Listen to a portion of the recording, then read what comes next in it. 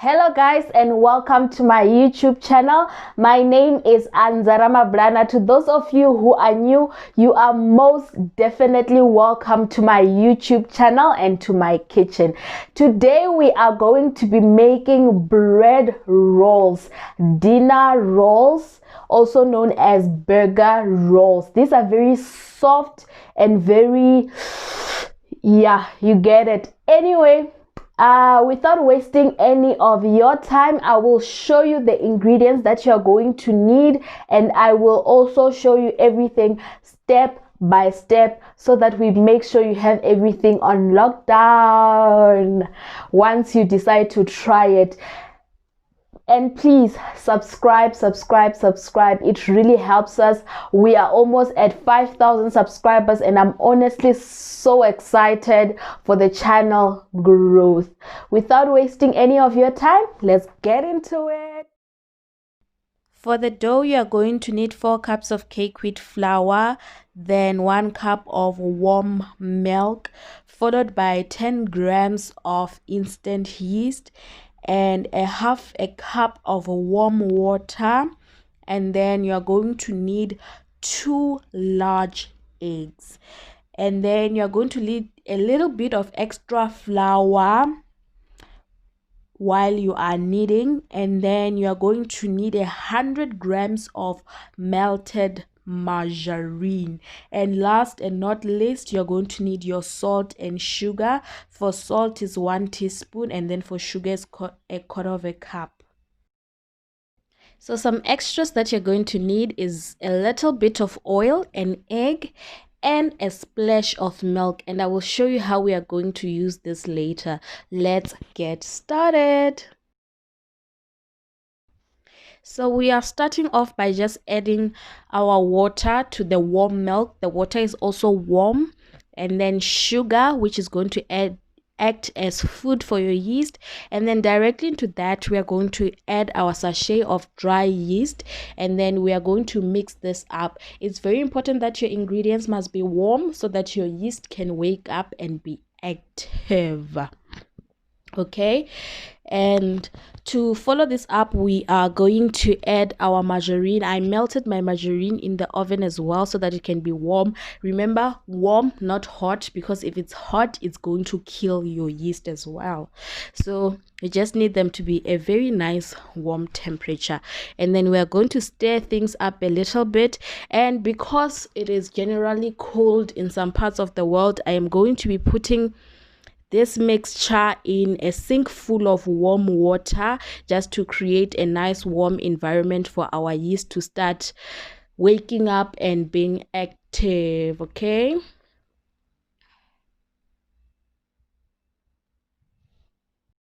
once your yeast has woken up or is now active, you'll start seeing bubbles form, and this mixture is now ready to use. You really need to see these bubbles to make sure that your yeast is awake and active.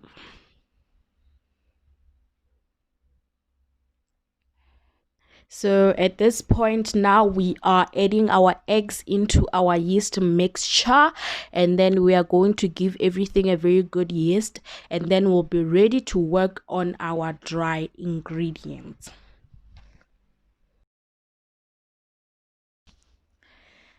So into your large bowl with 4 cups of flour, we are just adding our 1 teaspoon of salt and giving everything a nice mix. And then we are going to add our liquid and then just whisk it up a little bit, and then we will be ready to mix it with our hand to make sure that everything is well incorporated. At this point, you don't have to worry about how homogeneous the mixture is, because we are going to knead it for 10 minutes, 10 whole minutes of you working on dough. Beautiful times. So now I'm just mixing it in with my hand, and then I will soon transfer it to my surface, and then we will start the kneading process. So with the kneading process, you work on a well-floured surface, and you have to flour your hands, and then you sort of fold your flour in while giving it a very good knead, like you're working. This is a really good arm exercise. You know, just keep flouring your surface and flouring your hands so that it does not stick. And we are going to knead this dough until it is almost elastic, that you can poke through it and then it comes right back up, or you can stretch it and it does not break so easily. So it's a really good exercise. Just knead and knead and knead and knead away, and you need to knead all parts of the flour just to make sure that every part of your mixture is getting enough attention. You can see I poked it, it did not come back up, and then I continued kneading. I think I needed about 10 minutes and I was really going in hard. I tried to stretch it, it was not stretchy yet, so we continue kneading. Like, this is the part of your dough making that you should really focus on. My flour was starting to become a bit stretchy, but I decided to go a little bit more. I had to speed this up because 10 minutes of you watching me kneading would be too much. I can start feeling my dough becoming stretchy. So this is where that extra flour that we use came in. So I stretched it and it was stretchy and nice and it was ready to use.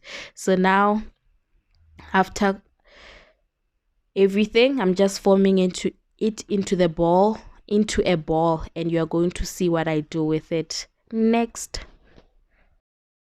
So now you have your dough, and then you need a clean bowl, another bowl that we are going to add a little bit of oil inside the bowl, and then just spread the oil so that when we put our dough in, it does not stick. And then spread some oil also on the dough. So we are spreading the oil around. You really need to do this to make sure that at a later stage when you want to remove your dough, it does not stick. And then some oil that is left on my silicone brush just to brush my dough. It doesn't have to be a lot of oil, just a little bit of oil.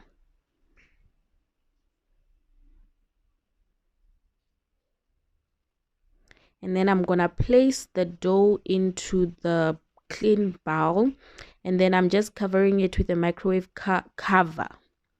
And then I placed my dough into a sink full of warm water so that it can rise, and I gave this an hour. You can see after an hour it has really risen about more than 2 times the size. And then I'm just tipping it over onto a clean floured surface, and then we are releasing some of that air and distributing it homogeneously through the dough. At this point, we are no longer so harsh on the dough like we were initially, but we really need to distribute the air pockets and pop some of them. And then to divide my dough, I just cut it in half. And then I take the half and I cut it into half again. Then I take that half and cut it in half, and those small halves you can also cut it in half. So in one big half there will be like 8 pieces, and then I'll show you how to fold them. So you take one tiny piece and then you sort of knead it with your hand, folding it in, and then the folded part will be the bottom of your bun. To form a ball, your hands just have to rotate in an opposing direction, and your pinky fingers go underneath as sort of like you are forming a pottery thing. I don't know how better to explain this, but you can see what I'm doing. So those ugly parts will be the bottom of your dough. So you just need to rotate your hands like so that I'm doing, and you can just flatten it a bit to make the top pretty, and you should be good. So your hands rotate in opposite direction with your pinky finger pinching in the bottom of your dough. I think that's much better. And then your ball will be ready to be put onto the surface. Don't worry about the bottom part, it always looks ugly.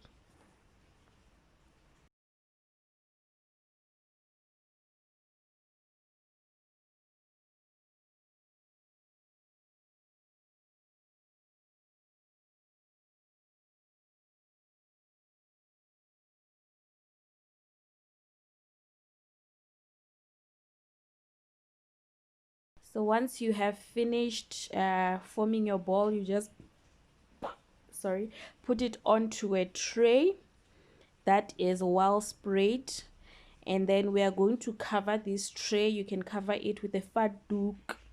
I covered mine with some paper, and then we are going to leave this to rise a little bit more while we prepare our egg wash. So for the egg wash, I prefer to use 1 egg and a splash of milk. Reason being, using egg alone is not very nice because it's very thick. Then your buns start cracking on top, or it just has this very hard layer. So mix in some milk to your egg and you will get a very good golden top, yet still soft.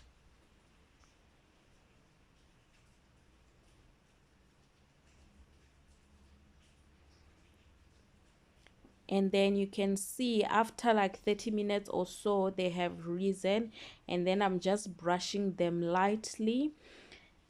Well, no, I was very generous with the amount of egg and milk wash that I used, but you have to be gentle as not to poke your dough. Remember to subscribe.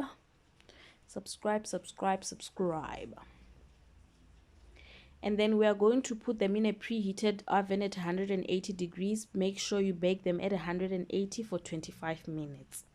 Now they are done. The smell of bread, oh my god, look at how soft these are. These are beautiful, guys. Make sure you bake at 180. A temperature too high will burn them on top and will make them dry. Look at those. They are so gorgeous, guys. Amazing.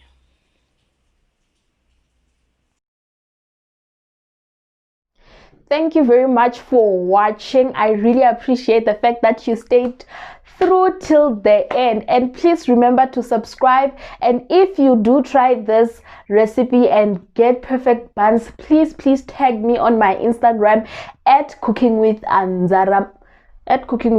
Yes. I forgot my IG.